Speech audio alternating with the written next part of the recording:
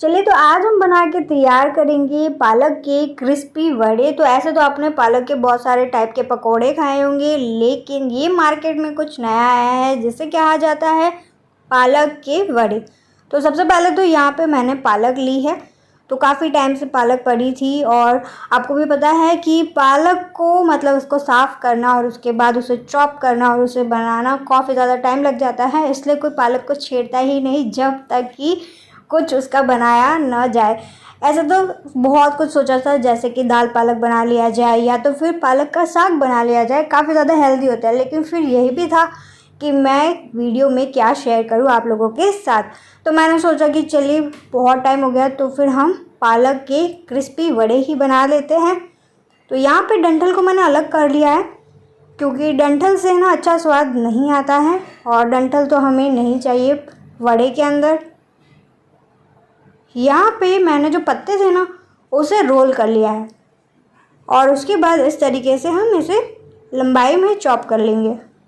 उसके बाद वापस इसे बारीकी से चॉप करना होगा। तो ये जितने भी हरे पत्ते वाली जो सब्ज़ी होती है ना, वो टाइम निकाल के ही बनाना पड़ता है, क्योंकि इसको धोने की बहुत ज़्यादा मशक्क़त होती है और उसके बाद उसे हल्का सा सुखाओ, उसके बाद उसे चॉप करो और फिर उसे बनाओ।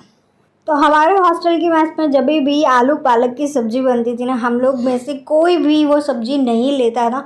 और उसका कारण यही था कि वो जो पालक होती थी ना, उसमें कभी कभार मतलब जैसे होता ना मिट्टी रह जाती है, तो वैसे मिट्टी रह जाती है और सब्ज़ी पूरी की पूरी ख़राब हो जाती है और उसे खाने लायक बिल्कुल भी नहीं होती थी। तो फिर चलिए, तो पालक चॉप हो के तैयार है। एक बर्तन में हम इसे ले लेंगे। तो कम से कम ये 200 से 250 ग्राम जितनी पालक होगी।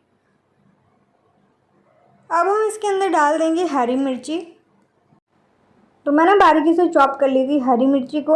और जो लहसुन था ना, तो 5 से 6 कलियां लहसुन की मैंने कद्दूकस कर ली थी। तो यदि आप लहसुन नहीं खाते तो लहसुन अवॉइड कर दीजिएगा। और उसके बाद हम इसके अंदर डाल देंगे भुना हुआ गरम मसाला, जो मैं पहले से ही रखती हूँ। गरम मसाला मतलब इसके अंदर सिर्फ है जीरा, धनिया पाउडर, सौंफ थोड़ी सी और काली मिर्ची। यहाँ पे मैंने थोड़ी सी सौंफ एक्स्ट्रा डाली है ताकि फ्लेवर अच्छा आए। और ये है अजवाइन, जो कि डाइजेशन में हेल्प करेगा। जब भी हम तला हुआ चीज़ बनाते हैं ना, तो उसमें अजवाइन डालते ज़रूर है। और ये है चॉप किया हुआ प्याज। और ये हमने डाल दिया इसके अंदर हींग, स्वाद अनुसार नमक, हल्दी पाउडर 1/2 टीस्पून के जितना डालेंगे। और ये है लाल मिर्ची पाउडर, आप अपने टेस्ट के हिसाब से डाल सकते हैं। और काली मिर्ची का पाउडर। तो इतनी चीज़ें हम इसके अंदर डालेंगे। थोड़ा सा जो फ्लेवर उसका अच्छा है, इसलिए मैंने इसके अंदर नींबू भी स्क्वीज़ कर लिया है। अब सारी चीज़ें ना हम पहले मिक्स कर लेंगे और ये हल्का सा पानी छोड़ना स्टार्ट कर देगा, जो पालक और प्याज है।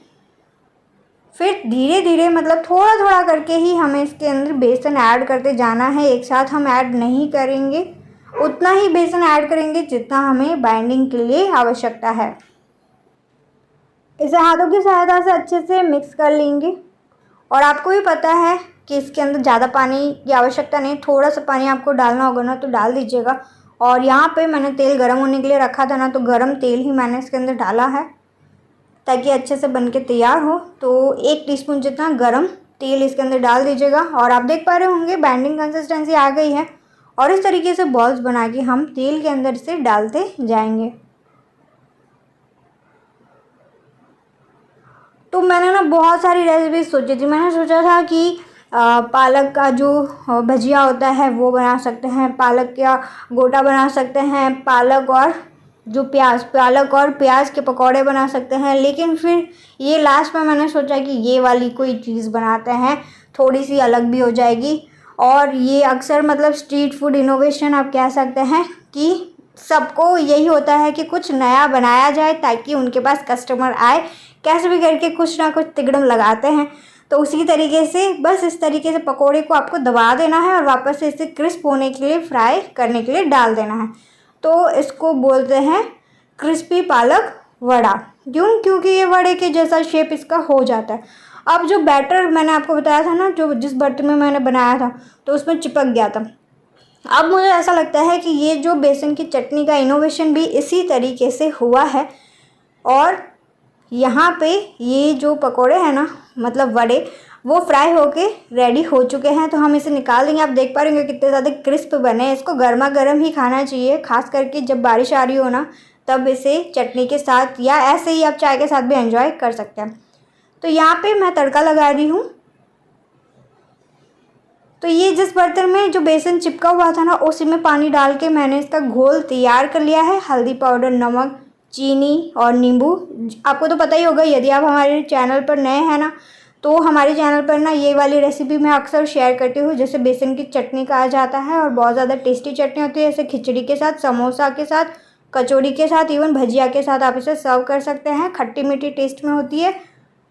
तो इसे तड़के के अंदर डाल के इसे उबालना होता है कम से कम 3 से 4 मिनट के लिए। और इसमें करी पत्ता डालना बिल्कुल भी मत भूलिएगा। करी पत्ता से बहुत ही अच्छा एक फ्लेवर आता है। हाँ, तो मैं यही कह रही थी कि हो सकता है कि भजिया बनाने के बाद जो बेसन बच जाता है ना पतीले के अंदर, तो उसी को इस तरीके से मिक्स करके इस चटनी का इनोवेशन हुआ होगा। तो चलिए इसे प्लेटिंग कर लेते हैं। तो कुछ इस प्रकार के वड़े बन के तैयार हुए। काफ़ी ज़्यादा टेस्टी थी। आपको ज़रूर से ये वड़े जो कि ट्राई करने चाहिए बारिश के मौसम में। यदि आपके पास टाइम है तो आप पालक को इस तरीके से अच्छे से चॉप करके ज़रूर से बनाइएगा।